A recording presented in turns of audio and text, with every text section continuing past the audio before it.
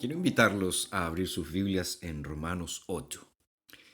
Romanos 8, vamos a leer los primeros 4 versículos de este capítulo.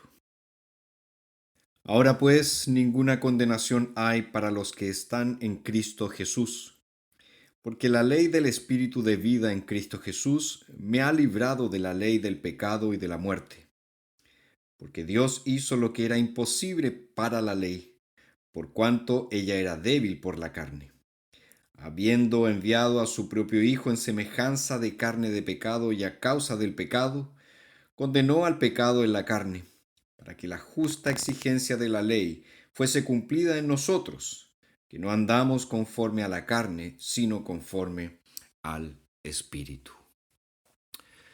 John Newton, el conocido autor del himno cristiano Sublime Gracia, desde muy joven fue marinero. En 1743 fue guardia marina de la Marina inglesa, pero tras desertar fue capturado y sentenciado a recibir latigazos. Luego se dedicó al horrendo tráfico de esclavos, donde se destacaba por los abusos y malos tratos que infligía a sus prisioneros. En 1748, durante un viaje, su barco fue atrapado por una tormenta. Newton despertó en medio de la noche y se encomendó a Dios. Milagrosamente se salvó. Desde ese momento, Newton evitó la blasfemia, el juego y la bebida, pero siguió trabajando en la trata de esclavos. Sin embargo, empezó a crecer en su corazón una compasión por ellos. Su verdadera conversión se dio un tiempo después, estando en el oeste de África. Allí Newton reconoció su miseria espiritual. Estando enfermo, hizo su profesión de fe en Cristo. Le pidió al Señor que tomara el mando de su vida. Más tarde, John Newton dijo que en esta ocasión tuvo, por primera vez, paz con Dios. La experiencia de Newton es común a la de todos los cristianos en el sentido de que una vez que creímos en el Evangelio, una vez que reconocimos nuestra bancarrota espiritual y nos lanzamos a Cristo creyendo en Él para salvación, experimentamos una paz que sobrepasa todo entendimiento. Es esta paz la que Pablo tiene en mente cuando en Romanos 5 escribe: justificados pues por la fe, tenemos paz para con Dios por medio de nuestro Señor Jesucristo. La paz con Dios está vinculada a la justificación que recibimos por la fe en Cristo. La justificación nos saca del estado de condenación, estado en el cual todos nosotros nos encontramos si no tenemos a Cristo. En la justificación se produce un cambio de estado. De condenados pasamos a justificados. Y por estado nos referimos a nuestra relación con la ley de Dios. Es un cambio de estatus legal. Antes era enemigo de Dios, merecedor de la ira de Dios y de la condenación divina. Ahora soy un hijo de Dios, he recibido la gracia de la salvación. Por tanto, Pablo, al inicio de Romanos 8, hable con una declaración preciosa. Ahora pues, ninguna condenación hay para los que están en Cristo Jesús. Bellas palabras que nos llenan de seguridad y esperanza. Ahora este pasaje que acabamos de leer, estos primeros 4 versículos de Romanos 8, nos presentan 3 enseñanzas preciosas que quiero destacar hoy. En primer lugar, nos dice que los cristianos ya no están más bajo condenación. El versículo 1 de este capítulo nos presenta el tema de todo Romanos 8. Ahora pues, ninguna condenación hay para los que están en Cristo Jesús. Pablo está diciendo que no existe ahora y que no existirá en el futuro condenación para los cristianos. Es una declaración acerca de la perfecta y eterna seguridad del creyente en Cristo. La primera pregunta que nos debemos hacer es: ¿para quiénes no hay condenación? Pablo responde: para los que están en Cristo Jesús. Esta expresión en Cristo, típica del apóstol Pablo, es usada por él para describir al cristiano. Según Pablo, lo que caracteriza a un cristiano es el hecho de que está en Cristo. Esto significa que el cristiano ha sido unido espiritualmente a Cristo Jesús. El Espíritu de Dios, al regenerarlo, al darle nueva vida, lo ha unido a Cristo para siempre. La unión con Cristo es una de las doctrinas más preciosas. A veces se la denomina unión mística. Esta expresión, que no es bíblica, no aclara lo que significa estar en Cristo, ya que por místico muchas personas entienden una unión entre la persona y Dios, algo un poco extraño. Sin embargo, la unión con Cristo no debe considerarse como algo que nos haga perder nuestra identidad. Hay algunas características de esta unión que nos ayudan a entenderla de una mejor forma. En primer lugar, la unión con Cristo es una unión federal, es decir, Dios en Cristo ha establecido un pacto con su pueblo, que conocemos como el pacto de gracia. Y a través de este pacto se ha creado una relación entre Dios y los cristianos por medio de Cristo. La obra de Cristo entonces es la base para este pacto que nos vincula a Dios como hijos adoptados. En segundo lugar, la unión con Cristo es una unión en la carne, en el sentido de que Cristo se hizo uno de nosotros, asumió forma humana para ser nuestro representante. Cristo construyó un puente entre Dios y nosotros al hacerse pecado por nosotros. En tercer lugar, la unión con Cristo es una unión de fe, es decir, recibimos a Cristo o entramos en Cristo por medio de la fe. Esto da a la unión con Cristo una dimensión práctica muy importante. No tenemos que considerarla como una experiencia subjetiva, sino más bien como algo que nos eleva, que nos lleva hacia afuera, que nos lleva a la gloriosa libertad de los hijos de Dios. También la unión con Cristo es una unión espiritual, pues es creada por el Espíritu Santo. Y también la unión con Cristo es una unión de vida, en el sentido de que la vida de Cristo se hace evidente en nuestras vidas. Ya no vivimos nosotros, sino que Cristo vive en nosotros. Nuestra vida la vivimos ahora por la fe en el Hijo de Dios, quien nos amó y se entregó a sí mismo por nosotros, como dice Pablo en Gálatas 2:20. Habiendo dejado claro lo que la no condenación significa y que es solo para aquellos que están en Cristo, surge una segunda pregunta. ¿Qué significa que no hay ninguna condenación? La respuesta la veremos enseguida.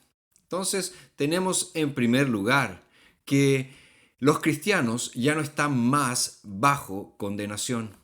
En segundo lugar, este texto nos dice que los cristianos están libres de la ley del pecado y de la muerte. Ya hemos mencionado que para aquellos que no hay condenación, es decir, para los cristianos, para aquellos que están unidos a Cristo Jesús, no hay condenación alguna. Ahora, ¿qué significa no estar bajo condenación? Pablo responde en el versículo 2 cuando él dice, porque la ley del Espíritu de vida en Cristo Jesús me ha librado de la ley del pecado y de la muerte. Recibir una sentencia de muerte es una experiencia terrible. Muchas personas, después de haberla oído, se desploman emocionalmente. ¿Te imaginas lo que sentirías estando delante de un tribunal y escuchar la palabra culpable? Bueno, culpable era nuestro estado, como Pablo explica de manera magistral en los primeros capítulos de Romanos. Éramos pecadores condenados, sujetos a la ira de Dios. Pero de repente Jesús entró en este mundo y murió por nosotros, soportó la ira de Dios en nuestro lugar y ahora ninguna condenación hay para los que están en Cristo Jesús. Solo hay dos caminos de salvación, por la ley o por la gracia. Si la salvación ha de ganarse por la obediencia a la ley, es necesario que obedezcamos o cumplamos perfectamente la ley. No puede haber imperfecciones ni defectos, porque la ley nunca mostrará misericordia. No sabe de gracia o perdón. Exige perfección, porque quien transgrede en un mínimo detalle, transgrede toda la ley de Dios, como nos dice Santiago en su carta, porque cualquiera que guarda toda la ley, pero ofende en un solo punto, se ha hecho culpable de todo. Llegar al cielo mediante la obediencia a la ley requiere perfección absoluta. No basta haber hecho lo mejor posible. Las buenas intenciones son insuficientes. Es de vital importancia comprender exactamente cuánto exige la ley si pensamos que podemos tener una relación correcta con Dios a través del cumplimiento de la ley. Y la exigencia de la ley es la perfección absoluta. Por eso Pablo dice en Gálatas, por las obras de la ley nadie será justificado. Entonces, la ley no puede dar vida. La observancia de la ley no puede salvar, pero la ley del Espíritu de vida puede liberarnos. El Espíritu Santo obra de tal manera que puede liberarnos.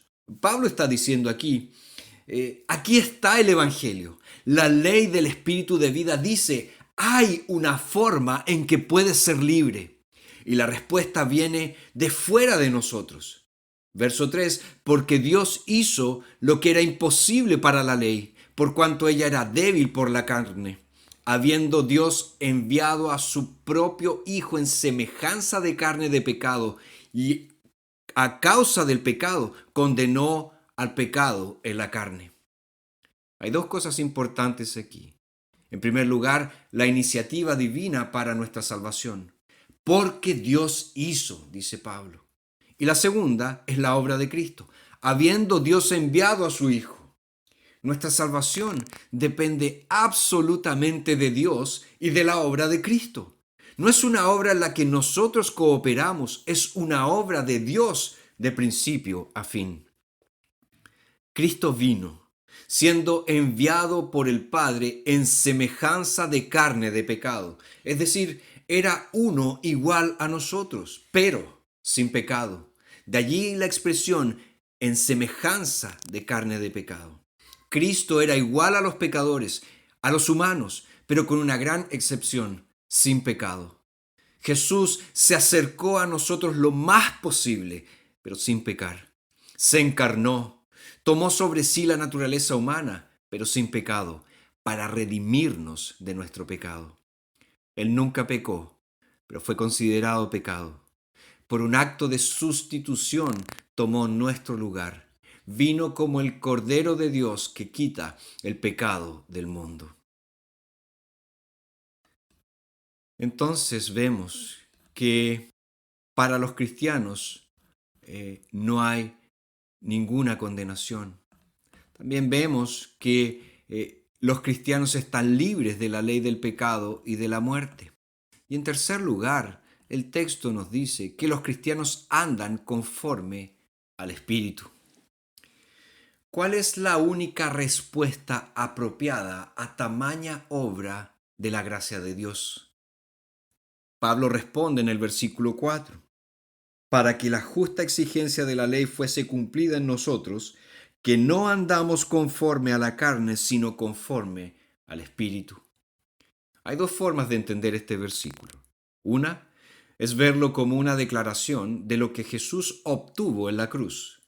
Él cumplió lo que la ley requería al ofrecer una obediencia perfecta, es decir, su obediencia activa, y al cumplir con la retribución de la ley por nuestro pecado con su muerte. Esto es la obediencia pasiva.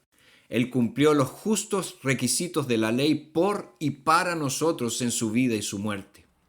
Y la otra forma de ver esto es que Pablo está declarando que los cristianos, cuyos pecados han sido perdonados, ahora viven en santa y obediente gratitud por la gracia que han recibido. La observancia agradecida de la ley es la respuesta del pecador salvado por gracia.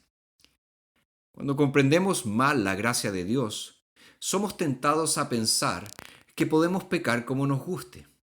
Sin embargo, en ningún momento podemos ceder a la tentación de pensar de esta manera, porque los cristianos hemos sido llamados a vivir en santidad, una santidad que es motivada por la gratitud. La santificación es la meta de nuestra justificación. La santificación implica el cumplimiento de la ley y esto es obra del Espíritu Santo en nosotros. La santidad es obligatoria para el cristiano. De hecho, debemos andar conforme al Espíritu de Dios si somos cristianos, dice Pablo. Y la clave para dominar el remanente del pecado en nuestras vidas es conocer el poder de la gratitud que fluye del conocimiento y de experimentar el perdón y la reconciliación en Cristo. Guardar la ley por amor es el verdadero camino a la santidad. Ninguna condenación para los que están en Cristo Jesús. Bellas palabras y llenas de significado.